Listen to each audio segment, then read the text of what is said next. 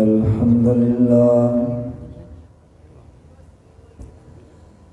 الحمد لله نحمده ونستعينه ونستغفره ونعوذ بالله من شرور أنفسنا ومن سيئات أعمالنا من يهد الله فلا مضل له ومن يضلل فلا هادي له وأشهد أن لا إله إلا الله وحده لا شريك له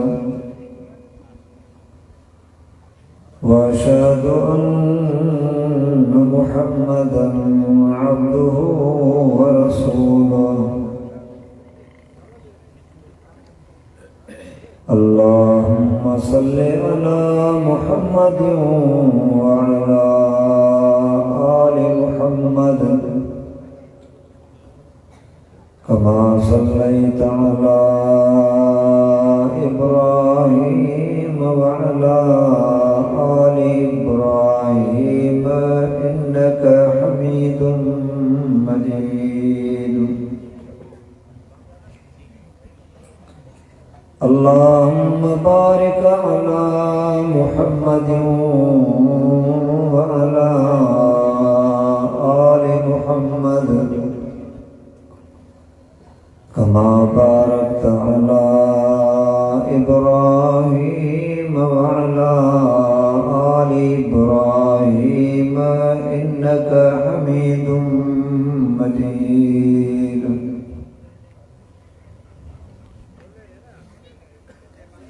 أما بعد فإن خير الحديث كتاب الله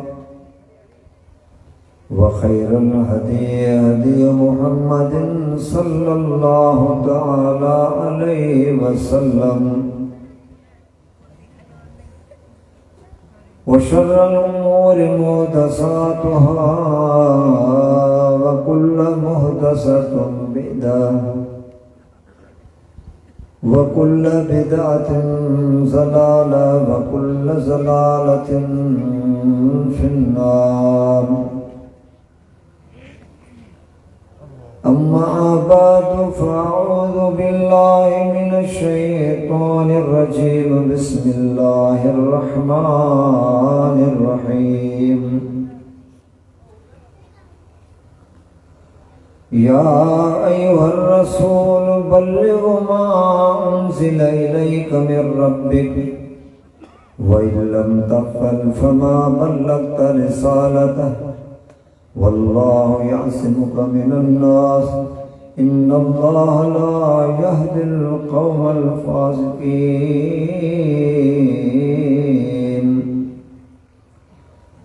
فقال الله تبارك وتعالى في القرآن المجيد فأعوذ بالله من الشيطان الرجيم وإذا قيل لهم تعالوا إلى ما أنزل الله وإلى الرسول قالوا حسبنا ما وجدنا عليه آباءنا أولو كان آباءهم لا يعلمون شيئا ولا يهتدون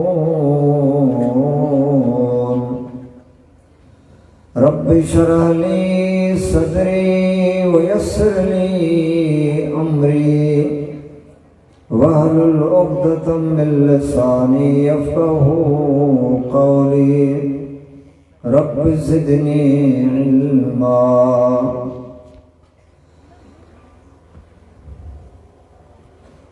जेकी दोस्त कुछ कोई तेन के गुजारिशां ता वेझा अचो अल्लाह तव्हांखे जज़ाए ख़ैर ता फरमाए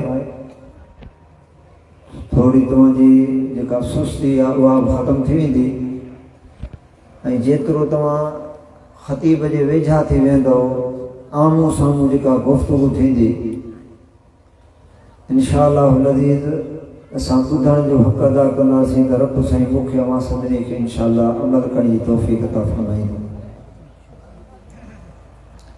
रब साईं जो ही दीन आहे, अल्लाह जो दीन ही नसीहत आहे। ऐं इन में जा फ़ाइदो अल्लाह रब्बुल आलमीन फरमाए थो त तनफ़उल मोमिनीन, सिर्फ़ मोमिन हासिल कंदो आहे।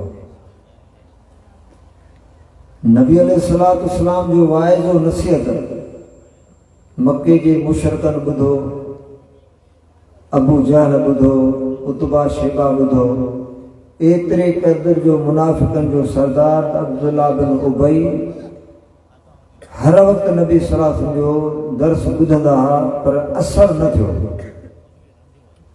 असर उन मां सिर्फ़ मोमिन वठंदो हो। इन जे करे रब खां दुआ कयो त अल्लाह तबारक तआला असांखे सही बयान करण ऐं रब्बुल आलमीन हक़ खे ॿुधण ऐं अल्लाह जे मथां अमल करण ऐं उन पैगाम खे अॻिते रब साईं पहुचाइण जी तौफ़ीक़ अता फ़रमाए। छो त हर हिकु क़ुरान ऐं हदीस जे रूह सां हर मुस्लमान जेको आहे, हर कलमे वारो दाई आहे, चाहे आलिम हुजे चाहे आम हुजे। जेतिरो बि अल्लाह हुनखे इल्मु ॾिनो आहे, उन इल्म खे अॻिते मुंतक़िल करिणो आहे। त रब खां दुआ आहे त अल्लाह तबारक तआला असां तव्हांखे तबलीग करण जी तौफ़ीक़ अता फ़रमाए। जेतिरो बि अल्लाह इल्मु ॾिनो आहे। असांजे हिकिड़े दोस्त जो वाक़ियो ईंदो आहे, फ़क़ीरुल्लाह मरहूम चोटियारनि जो, अल्लाह उनजी मग़फ़िरत अता फ़रमाए। कुझु दोस्तनि हुन ते इतराज़ कयो, आख़िरकार एप्लीकेशन ॾिनो, थाणे ते सूबेदार खे घुरायो त भई हीउ आलिम कोन्हे, असां ते फ़तवाऊं हणे थो ऐं पंहिंजी सनद ॾेखारे।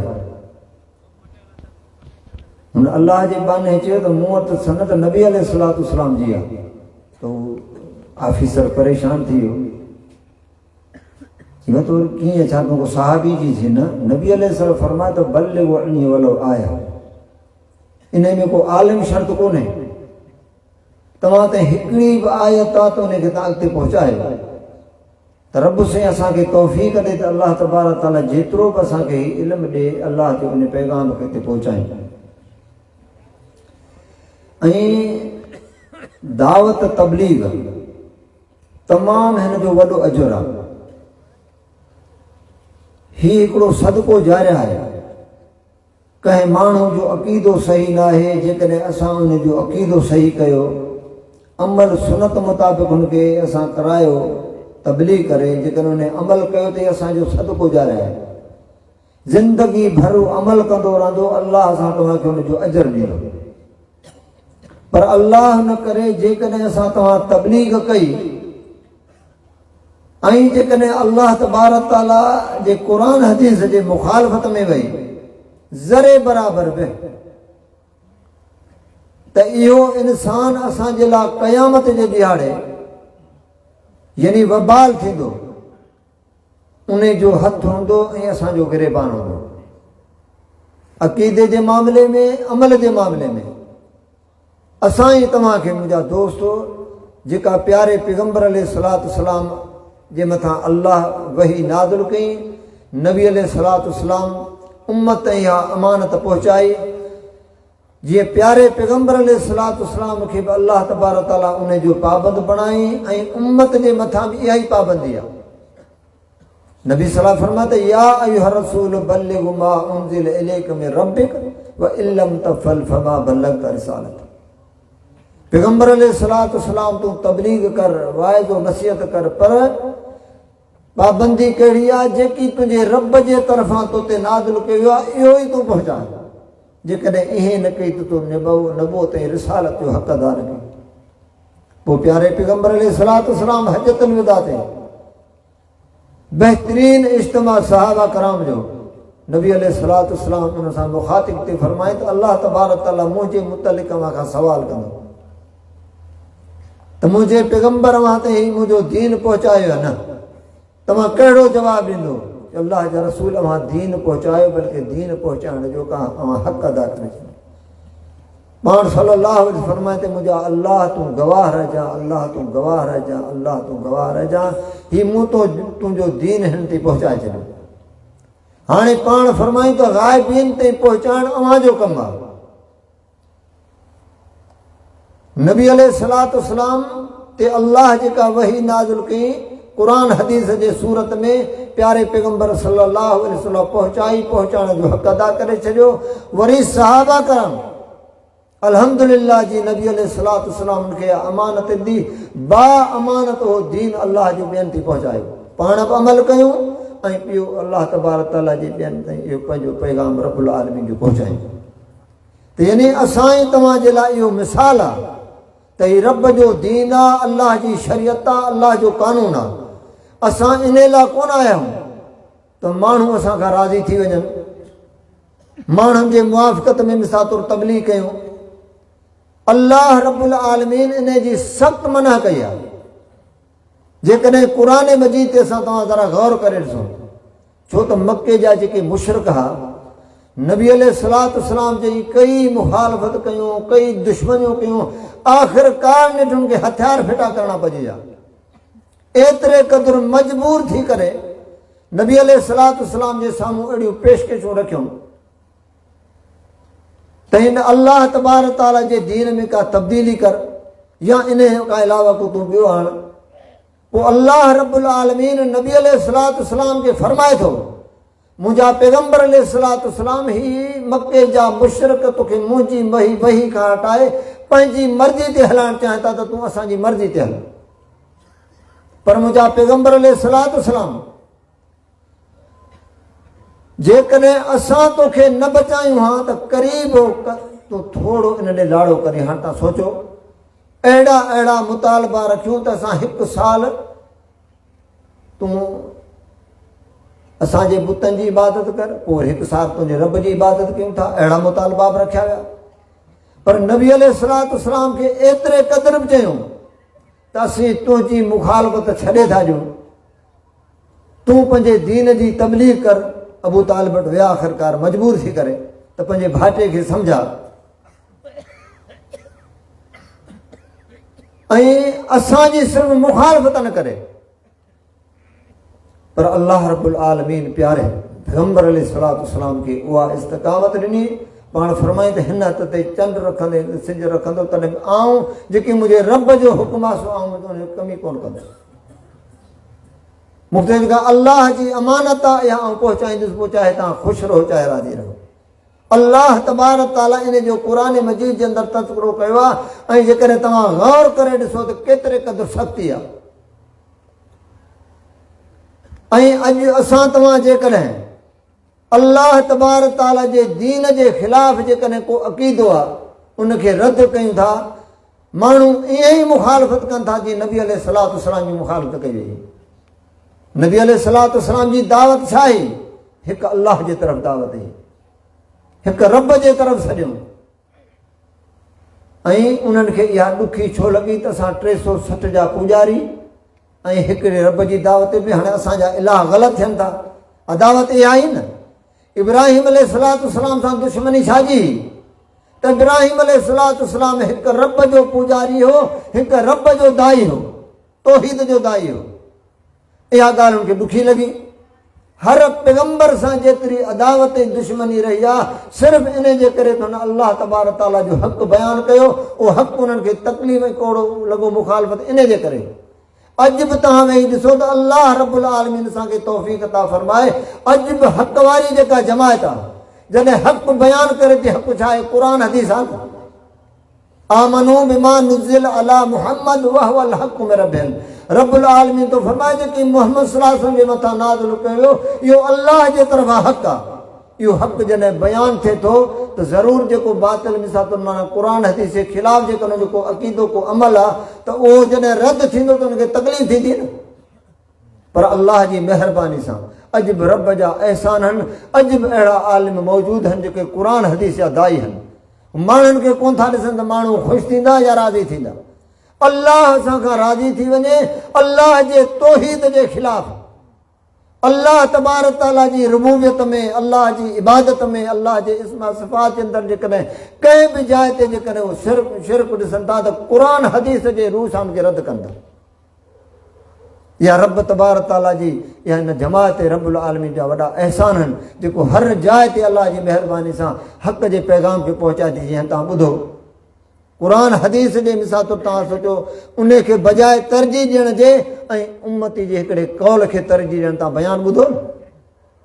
इन जे करे मुंहिंजा प्यारा भाइर दोस्तो, असां तव्हांखे सोचणु खपे त असां अल्लाह तबारक ताला जे दीन खे पहिरियां सम्झूं त दीन आहे छा, ऐं उन खां पोइ अल्लाह खां उनजे मथां अमल जी तौफ़ीक़ तलब कयूं ऐं पोइ इन हक़ खे माण्हुनि ते पहुचायूं। पोइ उन मुक़ाबले में ज़रूरु तकलीफ़ूं ईंदियूं, मुश्किलातूं ईंदियूं, उन्हनि ते सब्र कबो। अल्लाह रब्बुल आलमीन मूंखे अवां सभिनी खे तौफ़ीक़ अता फ़रमाए त अल्लाह साईं मूंखे अव्हां खे तौफ़ीक़ ॾे त आऊं अव्हां जे साम्हूं अॼु जेको मुंहिंजो मौज़ू आहे, हीअ ॿई किताब जेके आहिनि, हीअ फ़ज़ाइल सदक़ात आहे ऐं हीअ किताब जेको आहे फ़ज़ाइल अमाल आहे। हिन जो सिंधी जे अंदरि तर्जुमो आहे ऐं हीअ उर्दू जे अंदरि फ़ज़ाइल सदक़ात आहे। ऐं फ़ज़ाइल सदक़ात जो पहिरियां मूं तव्हांखे तारफ़ करायो त हीअ उहो किताबु आहे जेको ख़ासि माना जमात जे अंदरि जंहिंजो वक़्तु लॻल हूंदो आहे, जीअं चिलो 4 महीना साल या वधीक, उन्हनि जे आॾोहनि जी तइलीम कई वेंदी आहे। ॿई किताब मौलाना शेख अल हदीस माना ज़करिया जा लिखियल आहिनि। ऐं जेकॾहिं तव्हां असां इन्हनि जो जाइज़ो वठंदासीं त असांखे हैरत लॻंदी त मिसाल तौरु तौहीद जी दावा करण वारा ऐं वरी अल्लाह तबारक ताला जी ज़ात सां कंहिंखे शरीक कनि मुहताजनि खे। तव्हां अक़ीदा पढ़ंदव तव्हांखे हैरानी लॻंदी।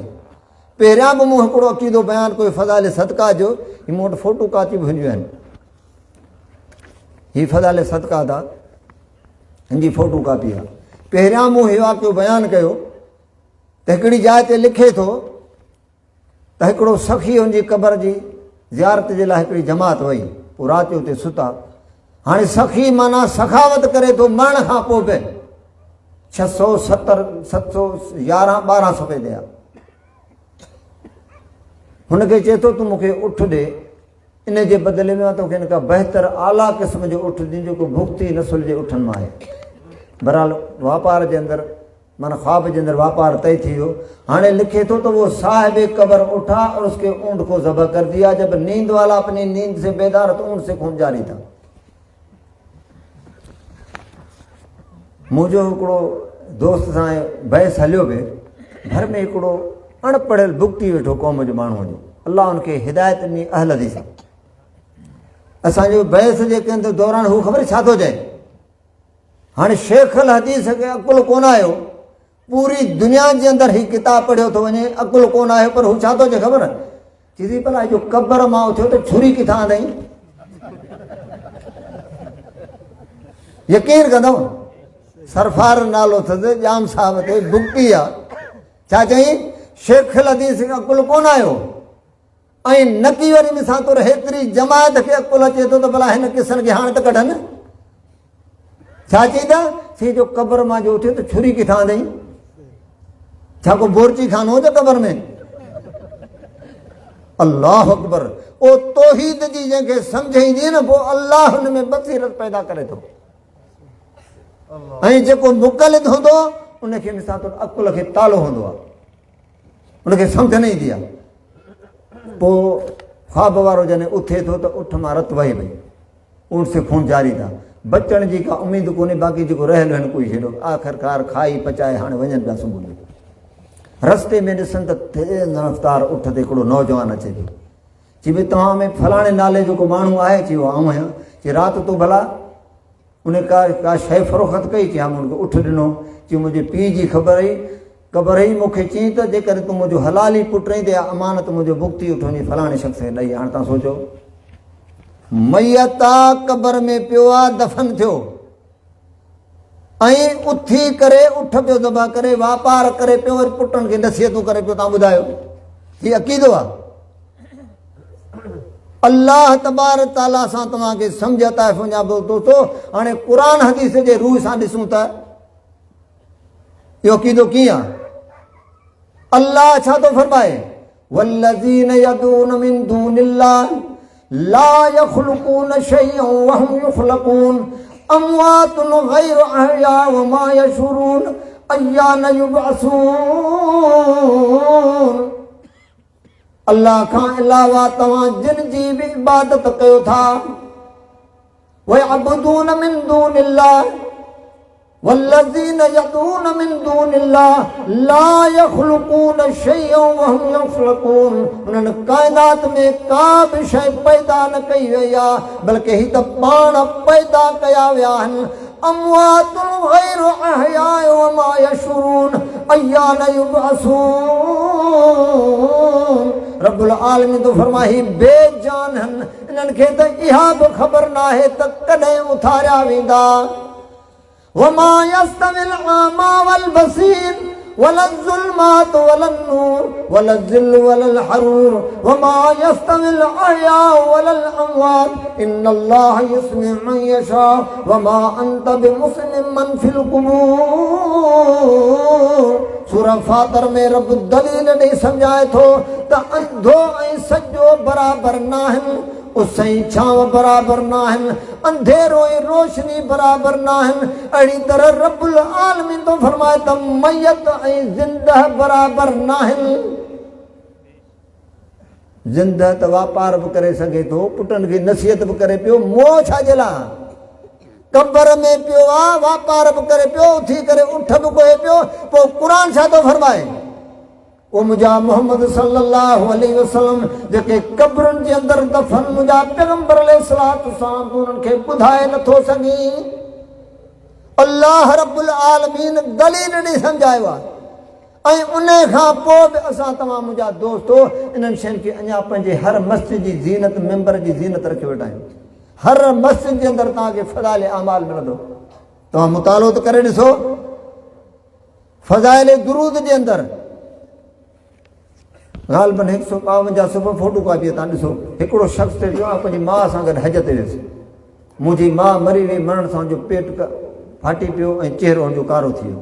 मूं सम्झो को हिन खां वॾो गुनाह थियो आहे। मूं दुआ जे लाइ हथ खयां, ॾिसां त तव्हां मां हुजाज़ खां हिकिड़ो माण्हू आयो, उन मां ज़ाहिर थियो, अची करे मुंहिंजे माउ जे पेट ते हथ फेरी त पेट जा वर ईंदा रहिया। मुंहिंजे माउ जे चहिरे ते फेरी त चहिरो रोशन थी वियो। मां हिन शख़्स खां पुछो त तूं मुंहिंजी ऐं मुंहिंजी माउ जी मुसीबत खे दूर कई, तूं केरु आहीं? चई आउं तुंहिंजो नबी मोहम्मद सल्लल्लाहु अलैहि वसल्लम। अस्तग़फिरुल्लाह। हाणे ॿुधायो, प्यारो पैगंबर अलैहिस्सलातु वस्सलाम हिकिड़ी हिंदुस्तानी औरत जे लाइ कब्र मुबारक मां निकिरी आयो, फ़ज़ाइल दुरूद आहे। ईअं ऐं वरी नौज़ बिल्लाह मिन्हा जंहिं मोहम्मद सल्लल्लाहु अलैहि वसल्लम पूरी ज़िंदगी में ग़ैर मुहर्रम औरत सां हथ ते बैत बि कोन कई, उन जे लाइ लिखियो त औरत जे पेट ते हथ फेरियो त पेट जा वरम वेंदा रहिया, चहिरे ते हथ फेरियो त चहिरो रोशन थी वियो। हाणे छा थो चवेसि? तो मुंहिंजी मुसीबत खे, मुंहिंजी माउ जी मुसीबत खे दूर कई, तूं केरु आहीं? माना मोहम्मद सल्लल्लाहु अलैहि वसल्लम मुश्किल कुशा बि आहे न। तॾहिं त जेके दोस्त अक़ीदे जा मुशरिकनि चवनि था न या रसूलुल्लाह मदद। हाणे तौहीद जी दावा करण वारा बि छा था चवनि था? तो मुंहिंजी ऐं मुंहिंजी माउ जी मुसीबत खे दूर कयो। ॿुधायो, ही तौहीद आहे। अल्लाह जो प्यारो पैगंबर अलैहिस्सलातु वस्सलाम हिन दुनिया मां वञनि पिया, नसीहत कड़ी कई पिया, आउं पंहिंजे परवरदिगार ॾे वञा पियो, तव्हां में ॿ शयूं छॾियो थो वञा। ईअं चयो त पोइ तव्हां मूंखां पुछिजो, आउं तव्हांजी मुश्किल कुशाई कंदुसि, परेशानी जे वक़्तु मूंसां मशवरा कजो। ईअं आहे छा? सभ खां पहिरियों मसइलो नबी अलैहिस्सलातु वस्सलाम जी वफ़ात थी आहे त हयात नबी जो मसइलो अल्लाह तबारक तआला ज़ाहिर करायो। अंसारनि ख़लीफ़ो चूंडियो न, पर उमर रज़ी अल्लाह ताला नो तलवार जेका आहे सा चौक में खणी बीहरियो त नबी सल्लल्लाहु अलैहि वसल्लम ते मौत कोन आई आहे। जंहिं चयो त पैगंबर ते मौत आई आहे, ऐं जी गर्दन लाहे छॾींदुसि। हाणे उमर साईं जे साम्हूं वञे केरु? हिकिड़ो नबी सल्लल्लाहु अलैहि वसल्लम जो ॾुख आहे, ॿी परेशानी आहे, चौक जे अंदरि तलवार खे बीठो आहे। अबू बकर सिद्दीक़ रज़ी अल्लाह ताला खे जीअं ख़बर पई आहे तीअं आया, अची करे नबी सल्लल्लाहु अलैहि वसल्लम चादर मुबारक हटाए निराड़ मुबारक ते नबी सल्लल्लाहु अलैहि वसल्लम चुमी ॾिनो ऐं पोइ ख़ुतबो ॾियनि था। फरमाइनि था त अवां मां जेको मोहम्मद सल्लल्लाहु अलैहि वसल्लम जी इबादत कंदो हो, अवां जो महबूद फ़ौत थी चुको आहे, पर जेकॾहिं अल्लाह जी इबादत कंदा त रब हय्यु क़य्यूम, अल्लाह ज़िंदा। पोइ आयत कहिड़ी पढ़ियो? वमा मुहम्मदुन इल्ला रसूलुन क़द ख़लत मिन क़ब्लिहि रुसुल अफ़ा इम्मात औ क़ुतिलन। मुहम्मद रसूलुल्लाह सल्लल्लाहु अलैहि वसल्लम अल्लाह जा रसूल आहिनि। जीअं हिन खां पहिरियां रसूल आया ऐं गुज़री विया, पोइ जेकॾहिं इन ते वफ़ात अची वञे, मौत अची वञे या इन खे शहीद कयो वञे, छा तव्हां अल्लाह जे दीन खां फिरी वेंदो? उमर रज़ियल्लाहु ताला अन्हु यकदम में तलवार उछली आहे। रब जो क़ुरान ॿुधऊं ईअं पियो चवे त जेको महसूस आहे त कॾहिं अॻे ॿुधी न हुजे। हालांकि अल्लाह जो क़ुरान अची वियो, उमर रज़ियल्लाहु ताला थी वियो। हाणे ॿुधाई अक़ीदो सभ खां पहिरियां ज़ाहिर थियो त प्यारे पैगंबर मोहम्मद सल्लल्लाहु अलैहि वसल्लम ते वफ़ात अची वई आहे। पोइ अंसारनि पंहिंजो ख़लीफ़ो चूंडियो त असीं मदीने जा, ही हिजरत कया आया अंसार, असीं मददगार, ख़लीफ़ो असांजो आहे। जॾहिं अबू बकर सिद्दीक़ उमर रज़ियल्लाहु ताला ख़बर पई, पाण ॿिन्ही वटि विया, चयूं त हाणे हलूं था नबी अलैहिस्सलातु वस्सलाम वटि, प्यारे पैगंबर अलैहिस्सलातु वस्सलाम खां पुछूं था ख़लीफ़ो अंसारनि मां थिए या महाजरनि मां थिए। चयूं ओ मोहम्मद सल्लल्लाहु अलैहि वसल्लम जो फरमान ॿुधायूं त रसूलुल्लाह सल्लल्लाहु अलैहि वसल्लम फरमायो त ख़लीफ़ो कुरैशनि मां थींदो। जॾहिं बि को बि मसइलो दरपेश आयो, इमामुल अंबिया मोहम्मद सल्लल्लाहु अलैहि वसल्लम जी वफ़ात खां पोइ नबी सल्लल्लाहु अलैहि वसल्लम खां का बि रहबरी हासिल न कई ऐं वरी न का नबी सल्लल्लाहु अलैहि वसल्लम खे नसीहत कई रसूल सल्लल्लाहु अलैहि वसल्लम नसीहत साहबा खे। अहिड़ा दरपेश मसइला आया मदीने जे अंदरि, पर मोहम्मद रसूल सल्लल्लाहु अलैहि वसल्लम कंहिंखे नसीहत कई। उस्मान गनी रज़ियल्लाहु ताला खे बेदर्दी सां शहीद कयो मदीने में। ईअं नबी सल्लल्लाहु अलैहि वसल्लम नसीहत कई बाग़ियुनि खे। अब्दुल्लाह बिन उमर रज़ियल्लाहु ताला जो जनाज़ो हिजाज बिन यूसुफ 3 ॾिहाड़ा मके जे चौक में टंगे छॾियो। नबी सल्लल्लाहु अलैहि वसल्लम नसीहत कई। हुसैन साईं करबला में वञनि पिया, अल्लाह जे रसूल सल्लल्लाहु अलैहि वसल्लम हुसैन खे नसीहत कई। अम्मा मोमिननि जी मां आयशा सिद्दीक़ा रज़ियल्लाहु ताला जबल में वञे पई, मोहम्मद सल्लल्लाहु अलैहि वसल्लम खे नसीहत कई। अल्लाह जा बाना असीं हिंदुस्तानी पाकिस्तानी एतिरा दादल आहियूं जो मोहम्मद सल्लल्लाहु अलैहि वसल्लम क़बर मुबारक मां निकिरी करे ऐं मुश्किल कुशाई कनि पिया। इहा तौहीद आहे, रब जी तौहीद आहे। अल्लाह जो प्यारो पैगंबर आहे रब्बुल आलमीन। जेतिरो वक़्तु दुनिया में रहियसि, अल्लाह तबारक तआला ने मसइले खे वाज़िह कोन कई। कुल इन सलाती व नुस्की व महयाय व ममाती लिल्लाहि रब्बिल आलमीन। ओ मुंहिंजा मोहम्मद सल्लल्लाहु अलैहि वसल्लम, तूं चओ त मुंहिंजी निमाज़ ऐं मुंहिंजी कुर्बानी ऐं मुंहिंजी पूरी ज़िंदगी ऐं मुंहिंजी वफ़ात बि कंहिंजे लाइ लिल्लाहि रब्बिल आलमीन, अल्लाह रब्बुल आलमीन जे लाइ। जी ॿी जॻह ते रब्बुल आलमीन प्यारे पैगंबर अलैहिस्सलातु वस्सलाम खे वही जी पाबंदी जो हुकुम कंदे रब छा फरमाई, व इन कादू लयफ्तिनूनक अनिल्लज़ी औहैना इलैक लितफ्तरी अलैना गैरा व इज़न लत्तखज़ूक खलीला। ओ मुंहिंजा मोहम्मद सल्लल्लाहु अलैहि वसल्लम, ही बनी इसराईल अल्लाह रब्बुल आलमीन जो प्यारो पैगंबर आहे, जेके रब्बुल आलमीन छा पियो फरमाए, मुंहिंजा मोहम्मद सल्लल्लाहु अलैहि वसल्लम, ही मके जा मुशरिक तोखे मुंहिंजी वहीअ खां हटाए पंहिंजी मर्ज़ीअ ते हलाइण चाहिनि था। ओ मुंहिंजा मोहम्मद सल्लल्लाहु अलैहि वसल्लम, ही मके जा मुशरिक मुंहिंजी वहीअ खां हटाए तोखे पंहिंजे मर्ज़ीअ सां पंहिंजी मर्ज़ी ते हलाइण चाहिनि था। ऐं जेकॾहिं तूं मुंहिंजी वहीअ खे छॾे करे तूं इन्हनि जे मर्ज़ीअ ते हलियां, व इज़न लत्तखज़ूक खलीला, अॼु त तोखे अज़तूं ॾियनि पिया, तोखे तकलीफ़ूं ॾियनि पिया, पर रब्बुल आलमीन फरमाए थो पोइ तोखे पंहिंजो दोस्त ऐं वली बणाइनि हा। अॼु बि तूं तौहीद बयान कर, शिरक जी नफ़ी छॾे ॾे, तुंहिंजो को मुखालफ़त कोन्हे। तूं सुन्नत बयान कर, बिदत जी मुखालफ़त छॾे ॾे, चवंदा अहिड़ो मौलवी भलो आहे कोन को। प्यारे पैगंबर मोहम्मद सल्लल्लाहु अलैहि वसल्लम खे तकलीफ़ूं छाजे करे हूं? अल्लाह जी इबादत त पहिरियां कंदा, पर अल्लाह जी इबादत सां गॾोगॾु मोहम्मद रसूलुल्लाह सल्लल्लाहु अलैहि वसल्लम खे अल्लाह तबारक तआला पहिरियां मुखालफ़त जो हुकुम कई, पोइ रब तबारक तआला पंहिंजी दावत जो हुकुम कई। आहे कोन्हे कलमो पाण सभु भरियो आहे न। पहिरियां छा आहे, ला इलाहा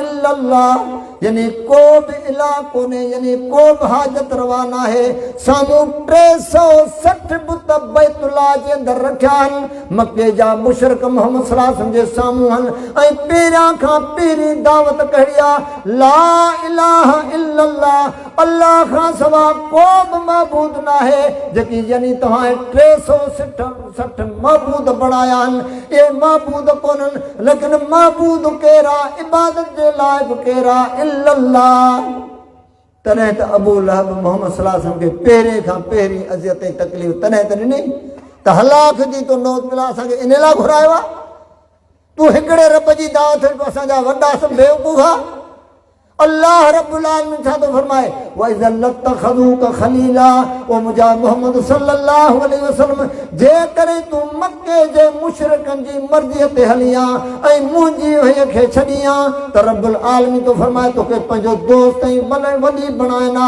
पर अल्लाह छा फरमायो लौला अन सबतनाक जेकॾहिं असां तोखे साबित क़दम न रखूं आहे असीं तुंहिंजी हिफ़ाज़त न कयूं आहे लक़द कित तरकुन इलैहिम शयन कलीला करीबा तूं थोड़ो नंढा लाड़ो करे विझी आहे यानी मुंहिंजा मोहम्मद सल्लल्लाहु अलैहि वसल्लम थोड़ो बि मुंहिंजी वईअ खे छॾे करे तूं हुनजी मर्ज़ीअ ते हली आहे त रब्बुल आलमीन केतिरा सख़्त अल्फाज़ चई इज़ा लज़क़नाका ज़ैफ़ल हयात व ज़ैफ़ल ममात ॿीणो अज़ाब मुंहिंजा मोहम्मद सल्लल्लाहु अलैहि वसल्लम असां तोखे ज़िंदगी जो चखायो आहे ऐं ॿीणो अज़ाब तोखे मौत जो चखायो आहे सुम्मा ला तजिदु लक अलैना नसीरा ओ मुंहिंजा मोहम्मद सल्लल्लाहु अलैहि वसल्लम तूं असांजे मुक़ाबले में को मददगार न लही आहे यानी अल्लाह रब्बुल आलमीन प्यारे पैगंबर अलैहिस्सलातु वस्सलाम खे इहो बि फरमाई त ॿीणो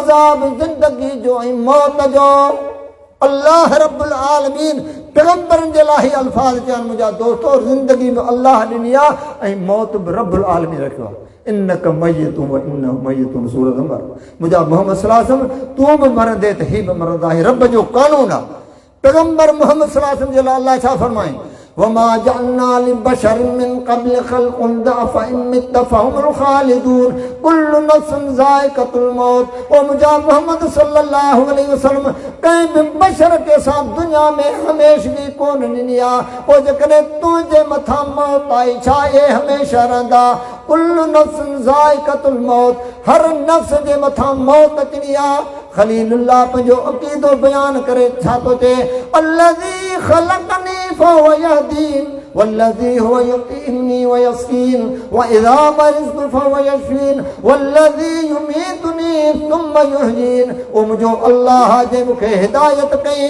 जे मूंखे रब्बुल आलमीन मूंखे खाराईंदो बा त प्यारींदो बा ऐं जॾहिं मां बीमार थींदो आहे त मुंहिंजो अल्लाह मूंखे सिहत ॾींदो आहे वल्लज़ी युमीतुनी सुम्मा युहयीन ओए मुंहिंजो अल्लाह आहे जेको मूंखे मारींदो वरी ज़िंदा कंदो ही रब जो कानून आहे ही मौत अल्लाह तबारक तआला हर हिक जे मथां रखियो आहे ववसा बिहा इब्राहीम बनी व याकूब या बनी इन्नल्लाह अस्तफ़ा लकुमुद्दीन फला तमूतुन्ना इल्ला व अंतुम मुस्लिमून ओ मुंहिंजा पुटड़ो अल्लाह अवां जे लाइ हिन दीन खे पसंदि कयो आहे न मरिजो बल्कि अवां मुस्लमान थी करे मरिजो अम कुंतुम शुहदा इज़ हज़र याकूबल मौत जंहिं याकूब अलैहिस्सलातु वस्सलाम जे मौत क़रीब आई पंहिंजनि पुटड़नि खे घुराए करे नसीहत कई मुंहिंजा बच्चा मूंखां पोइ तव्हां इबादत कंहिंजी कंदा कालू नअबुदु इलाहक व इलाह आबाइक इब्राहीम व इस्माईल व इसहाक इलाहन वाहिदा व नहनु लहू मुस्लिमून ओ मुंहिंजा अब्बा असीं तुंहिंजे पीउ ॾाॾे इब्राहीम इसहाक ऐं इस्माईल अलैहिस्सलातु वस्सलाम जे रब जी इबादत कंदासूं इलाहन वाहिदा जेको अकेलो अल्लाह आहे व नहनु लहू मुस्लिमून रब्बुल आलमीन जासी फरमान बरदार थी करे रहंदासूं मुंहिंजा दोस्तो मौत बरहक आहे पर अल्लाह जो ही कानून आहे मरण खां बाद रब्बुल आलमीन ॿिया त ठहियो पर पैगंबरनि जा रब वाक़िया ॿुधाया उम्मतुनि जा न नबी ते वफ़ात अचे थी पर रब्बुल आलमीन हिन दुनिया मां जॾहिं पैगंबर खे घुराए वठे थो पैगंबर खे रब घुरायो त हिन दुनिया जे मामलात जी हुनखे ख़बर कोन्हे क़ुरान गवाह आहे रब्बुल आलमीन कुरान जे अंदर ही मसलो ॿुधायो आहे। एतिरे क़दुर जो क़यामत जे ॾिहाड़े अल्लाह तबारक तआला सभिनी नबियुनि खे जमा करे उनखां सुवाल कंदो। सूरह माइदा यौम यजमउल्लाहु रुसुल फयक़ूलु माज़ा उजिबतुम, जमी पैगंबरनि खां अल्लाह सवाल कंदो त यानी तव्हांजे उम्मतुनि छा छा कयो, यानी तव्हां खां बाद में तव्हांजे उम्मतुनि छा कयो।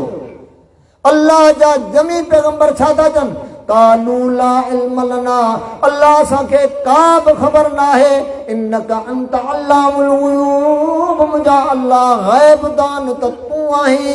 यानी जमी पैगंबर था चवनि त मुंहिंजा अल्लाह इहो ग़ैब जो इल्म असां वटि कोन्हे, बल्कि ग़ैब दान त अल्लाह तूं आहीं। अल्लाह रब्बुल आलमीन ये प्यारे पैगंबरनि खां रब्बुल आलमीन इहो इक़रार कराई त अल्लाह जा जमी पैगंबर था चवनि त कालू ला इल्म लना, अल्लाह असांखे का ख़बर न। वरी इन जी ताईद में हदीस आहे प्यारे पैगंबर मोहम्मद सल्लल्लाहु अलैहि वसल्लम जी। पाण फरमायूं ऐं पंहिंजी उम्मत खे हौज़े कौसर ते पाणी पियारींदुसि, हिकिड़े गिरोह खे जहन्नम जे तरफ़ वठी वेंदा, ऐं चवंदुसि मुंहुं जाहिन खे औरते कयो।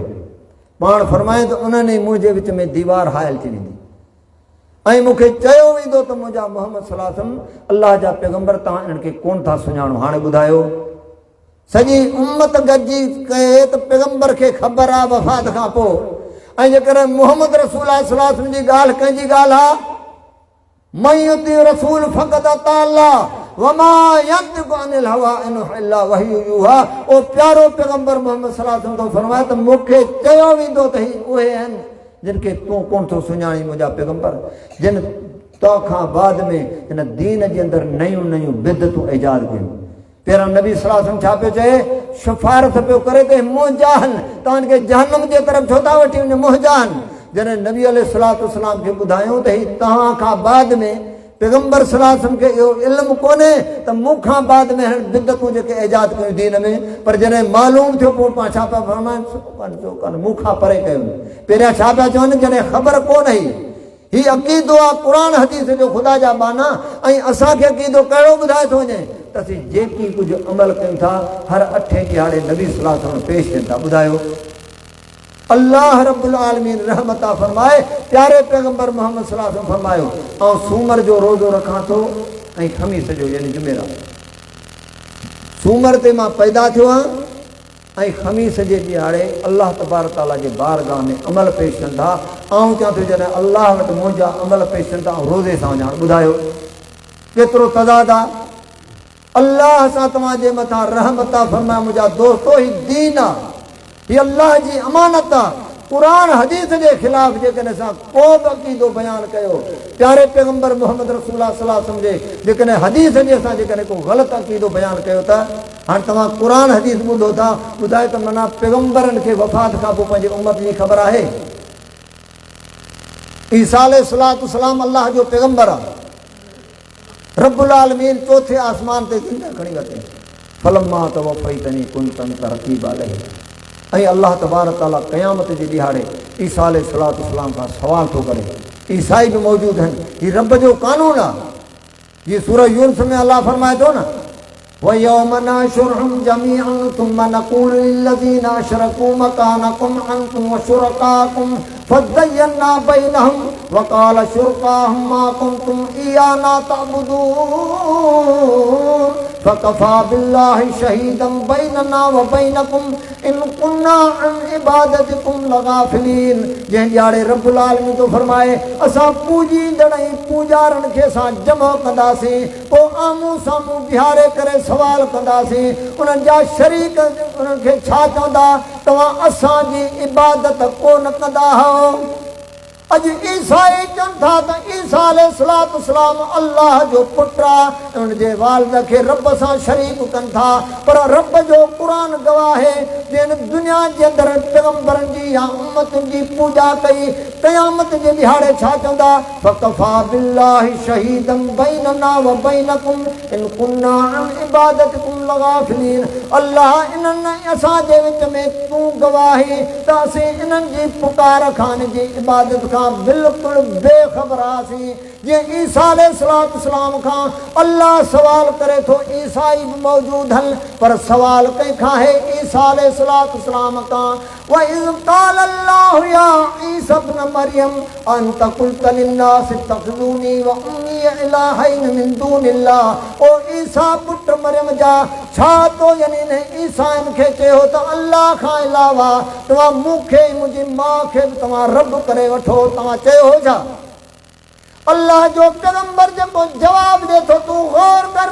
क़ाल सुब्हानक मा यकूनु ली अन अक़ूल मा लैसा ली बिहक़। मुंहिंजा अल्लाह इन चवण खां त तूं पाक आहीं, पर मुंहिंजा अल्लाह मूंखे इहो हक़ ई न आहे जो मां इन्हनि खे इहे चवां।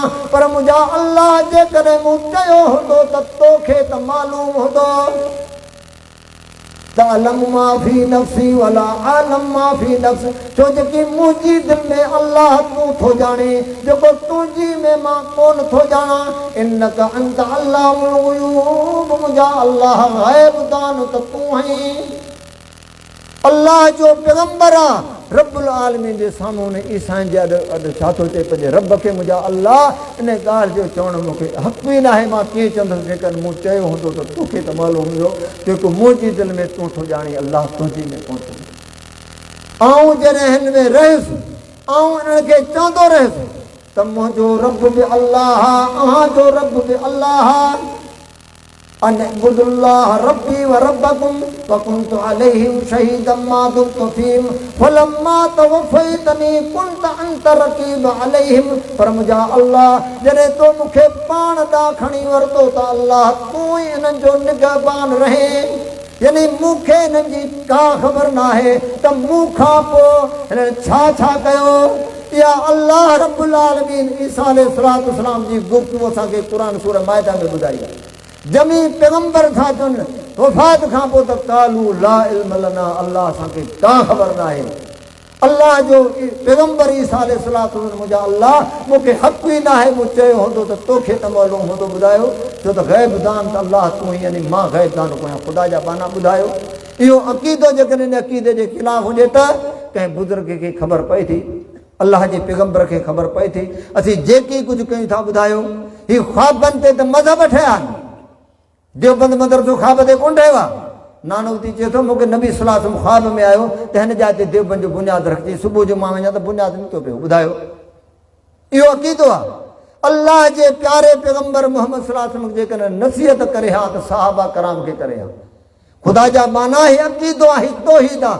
सिर्फ़ तौहीद रुबूबियत में तूं पको आहे, ऐं अल्लाह जे इबादत में, अल्लाह जे सिफ़ातनि में जेकॾहिं तूं कंहिंखे शरीक करीं त अल्लाह वटि मुशरिक आहीं। तौहीद रुबूबियत मके जे मुशरिकनि में बि हुई न,